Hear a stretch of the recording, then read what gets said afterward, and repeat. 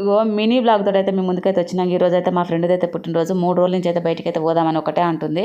పుట్టినరోజు నాడు బయటికి ఎందుకు ఇంట్లో ఏదైనా చేసుకొని తింటే మంచిగా ఉంటుంది కానీ అంటే ఇక నన్ను పుట్టినరోజు నాడు కూడా కొంపలే పడదామంటున్నావా అంటుంది. ఫీల్ అవుతుంది అని చెప్పేసి అయితే అది హోటల్ తీసుకపోతే అయితే హోటల్కి అయితే పోయినాము. ఆడి పోయినాకనైతే అన్ని టిఫిన్లు ఏమేమి ఉన్నాయి అన్ని ఆర్డర్ అయితే తెప్పించింది. అదొకటి అన్ని రకాలుగా తెప్పించి పెట్టింది. ఇక ఏది ఇష్టమైతే అది తిన్నురు అని చెప్పి.